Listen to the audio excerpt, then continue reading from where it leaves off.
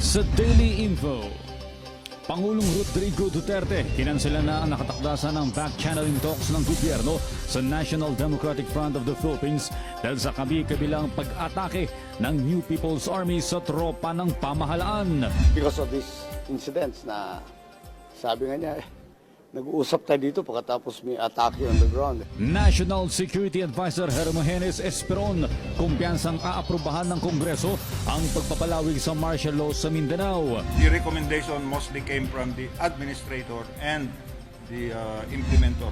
12 milyong pisong halaga ng illegal na droga nasabat ng Bureau of Customs sa Ninoy Aquino International Airport. Executive order para sa pagtataas ng funeral benefits ng mga empleyado sa pamahalaan at pribadong sektor nilagdaan na ni Pangulong Rodrigo Duterte.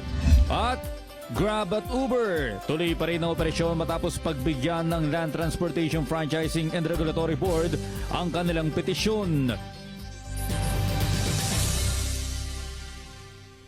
Nakahanda ang mga negosyador ng pamahalaan na tumalima sa direktiba ni Pangulong Rodrigo Duterte kaugnay ng pagsususpindi sa usapang pangkapayapaan sa pagitan ng gobyerno at ng CPP, NPA, NDF.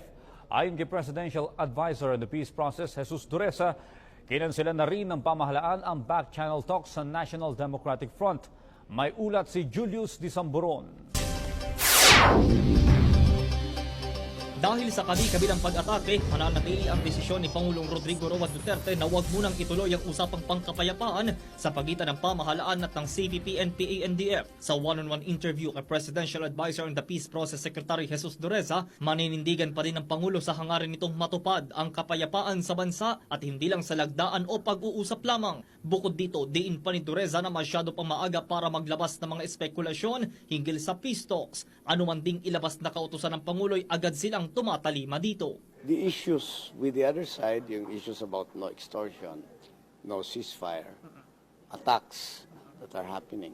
Because of these incidents na sabi nga niya, nag-uusap tayo dito pagkatapos may atake on the ground. Hindi yun. Kinansila na din ng Pangulo ang informal talks o back-channeling ng gobyerno sa National Democratic Front negotiators dahil sa nangyaring inkwentro sa pagitan ng mga makakaliwang grupo at ng mga miyembro ng Presidential Security Group sa Arakan, North Cotabato. Mayo 27 nang unang suspindihin ang ikalimang round ng peace talks dahil sa patuloy na pag-atake ng NPA sa mga security forces ng pamahalaan. Makaraang gabi lamang na makipagkita ang Pangulo kina Dureza at iba pang government negotiators sa Malacanang. Wala ding nakikitang epekto sina Dureza at Labor Secretary at GPH Peace Panel Chairman Silvestre Bello III sa nasabing usapan ng pagnanais na palawigin pa ang batas militar sa Mindanao, taliwas sa mga pahayag ni CPP Founding Chairman Joe Masison na sila ang puntirya nito. Ang framework ng talks is that we conduct the peace negotiation without any precondition. Then he will communicate the intentions to Congress dahil ang magde-decide naman ng extension, Congress naman eh. Punto naman ni Bello na unang nilayon ang paggamit ng pinal na socio-economic reforms at ang matalakay ang issue of interim unilateral ceasefire. One of our agreement is that both parties should provide the talks with an enabling environment. In other words, a conducive environment. Ang Comprehensive Agreement on Social Economic Reforms o CASER ay ang pangalawa sa 4 na substantive agenda ng GRP and DFP peace negotiations. At imbes din daw makipaglaban, bakit hindi na lang makipagtulungan ang makakaliwang grupo sa kasalukuyang liderato gayong binibigyan naman sila ng oportunidad na makamit din ang inaasam na kapayapaan. Gayong hindi maikakailang 50 taon na ang nangyayaring labanan at maraming buhay na ang nawala at naapektuhan. Julius Disamboron para sa Bayan. Tiniyak ng Provincial Crisis Management Committee ng Lanao del Sur na tuloy-tuloy ang pagbibigay ng ayuda sa mga naapektuhan ng nagpapatuloy na kaguluhan sa Marawi City. Samantala, presyo ng mga pangunahing bilihin patuloy na binabantayan kasunod ng mga ulat ng pagtaas sa presyo ng bigas. May ulat si Alan Francisco. Sa oras na masimulan na ng tuluyan ng national government ang rehabilitasyon sa Marawi City, ay may mga nabuo ng rekomendasyon ng Provincial Crisis Management Committee ng Lanao del Sur upang makatulong sa pagbangon ng lungsod mula sa tila isang bangungot na dulot ng Maute Terrorist Group. Kabilang narito ang paraan upang mas maging sentralisado ang pamahagi ng relief goods sa mga apektadong sibilyan. Ongoing nga po yung mga assigned na area ng ating pamahalaan pagdating sa DSWD. Naka-assign na po yung areas yan of assignment. So what we're trying to do now is for the provincial government and for the city government and as well as the local chief executives of all the towns around the lake to bring back all the residents, all the evacuees in possible, if possible, to Lanao del Sur and to be distributed in municipalities where they are registered voters. Samantala, tinitiyak din ng komite na tuloy-tuloy ang pagtutulungan ng lokal na pamahalaan at national government sa pagbibigay ayuda sa mga nabiktima ng krisis sa Marawi. Sa katunayan, batay sa tala, aabot sa halos 300,000 individual ang kanila nang nabibigyan ng tulong, partikular ang mga nasa evacuation centers. Nangunguna sa pagbibigay ayuda ang Provincial Social Welfare and Development at magtutuloy-tuloy nila ito hanggang sa matiyak na makakabangon ang mga apektado ng krisis. The ongoing operation ng ating PSWD,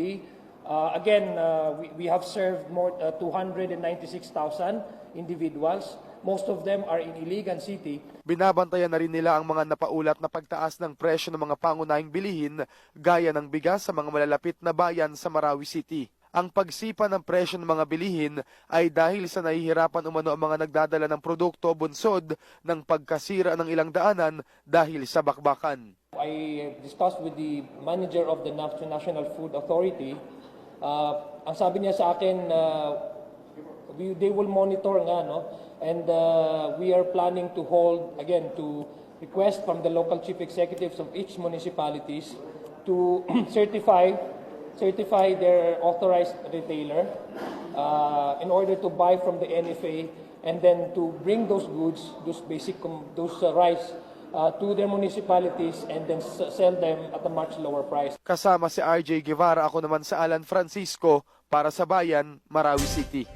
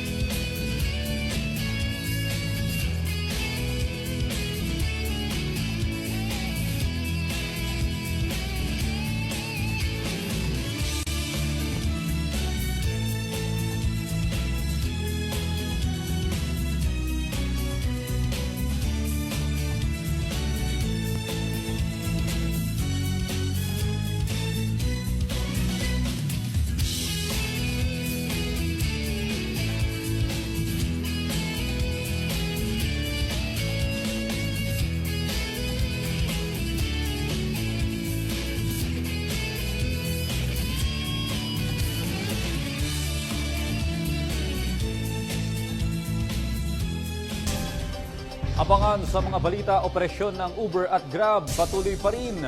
Alamin yan dito lamang sa Daily Info.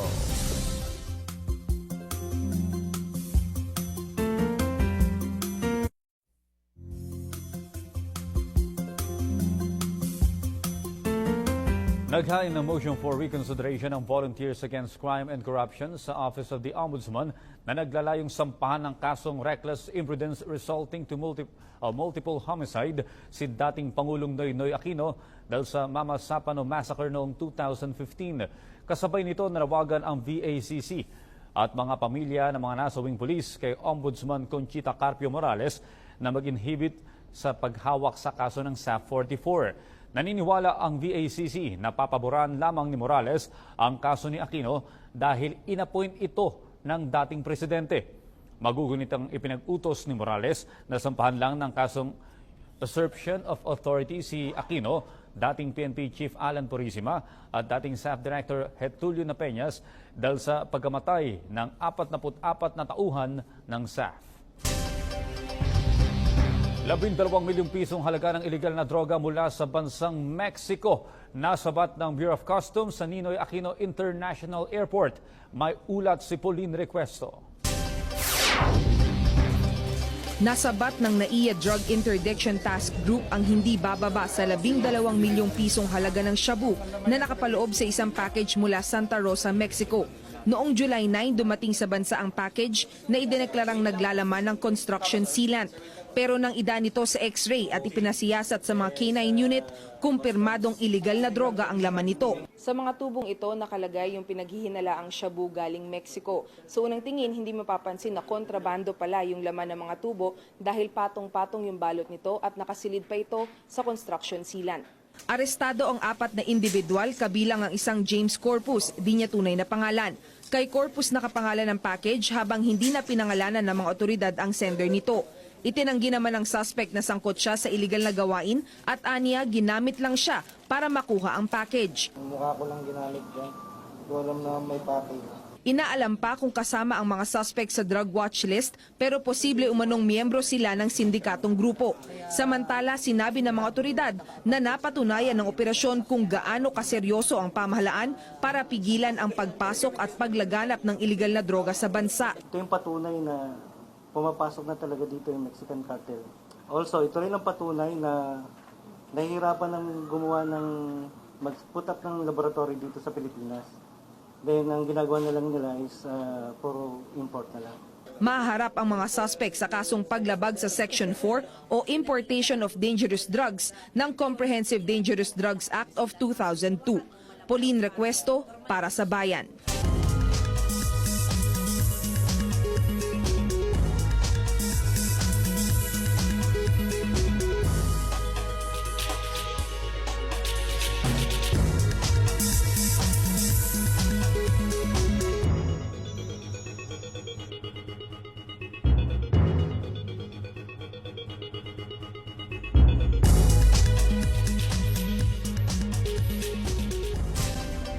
Samantala, sa mundo naman tayo ng sports, narito naman ang isang dagdag kaalaman sa mundo ng sports.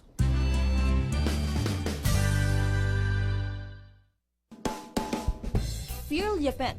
Ito ang national sports ng Netherlands. Nilalaro ito sa tubig gamit ang mahabang pole at sandbed. Dapat makarating ang manlalaro sa kabilang sandbed gamit lamang ang pole na may habang 8 to 13 meters. Nakuha ang ideya ng sports na ito sa pamamaraan ng mga magsasakang Dutch sa pagtawid sa mga daluyan ng tubig. Noong 1771, inilunsad ang kauna-unahang paligsahan ng Vierlepen sa Friesland. At noong 1970s, nang naganap ang unang Vierlepen Dutch Championships. At dito po nagtatapos ang programang Hitik sa Balita at Impormasyon. Ako po si Audrey Goriseta para sa Bayan. Naway nabusog po namin kayo sa praktikal na kaalaman. Ako si Dayan Querer para sa Bayan. Magkita-kita po muli tayo bukas dito lamang sa Daily Info.